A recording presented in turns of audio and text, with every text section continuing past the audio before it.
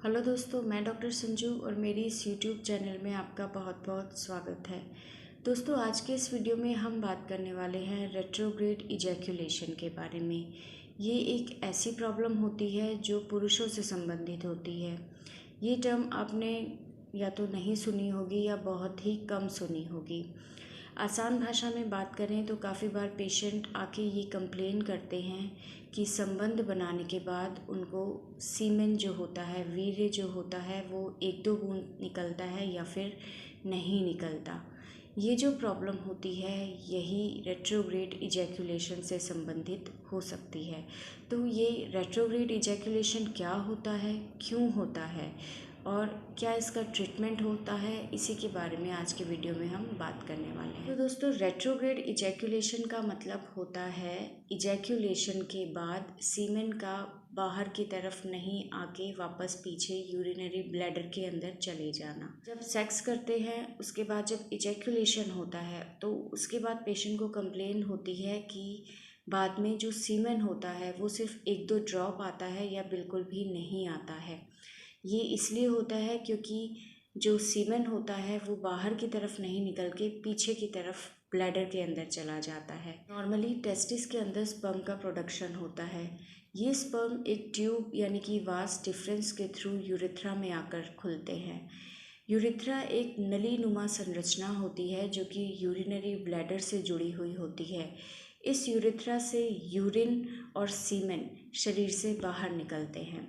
Urinary bladder की नेक के ऊपर कुछ मसल्स पाई जाती हैं जो इजैक्यूलेशन के दौरान कॉन्ट्रैक्ट होती हैं और इनके कॉन्ट्रैक्ट होने की वजह से जो यूरिनरी ब्लैडर है उसकी जो नेक है वो बंद हो जाती है, यानी कि यूरिनरी ब्लैडर की ओपनिंग जो होती है वो बंद हो जाती है, जिसकी वजह से सीमेन जो होता है यूरिनरी ब्लैडर की तरफ नहीं जा पाता और शरीर से बाहर निकल जाता है।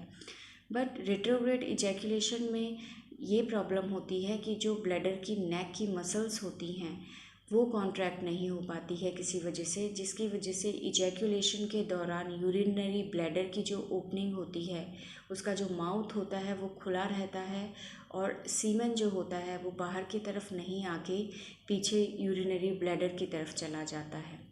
और यही एक वजह है जिसकी वजह से इजैक्यूलेशन के बाद सीमेन बाहर नहीं आ पाता और जब बाद में आप यूरिन पास करते हैं सेक्स के बाद, उसके बाद जो यूरिन आप पास करते हैं वो एकदम वाइट कलर का आता है। वो इसी वजह से आता है क्योंकि सीमेन उसके अंदर पाया जाता है।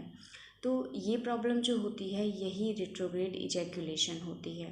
कारणों की अगर हम बात करें तो कारणों में सबसे पहला जो कारण आता है वो आता है नर्व डैमेज। अगर किसी भी वजह से जो ब्लैडर के नेक की मसल्स को जो नर्व सप्लाई कर रही हैं वो अगर किसी भी वजह से डैमेज हो जाती हैं तो उसकी वजह से इस तरह की प्रॉब्लम होने के चांसेस बढ़ जाते हैं। इसके अलावा अगर किसी तरह की ब्लैडर की सर्जरी हुई है या प्रोस्टेट की सर्जरी हुई है तो उसके बाद भी ये प्रॉब्लम काफ़ी बार पेशेंट में देखने को मिलती है।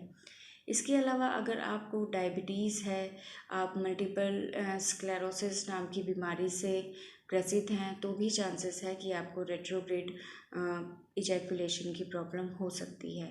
इसके अलावा अगर आपको किसी तरह की स्पाइनल इंजरी हुई है तो उसकी वजह से भी ये समस्या हो सकती है। एडवांस एज की वजह से भी कई बार जो नर्व्स होती हैं वो वीक हो जाती हैं, मसल्स जो होती हैं वो वीक हो जाती हैं, जिसकी वजह से भी ये प्रॉब्लम देखने को मिल सकती है।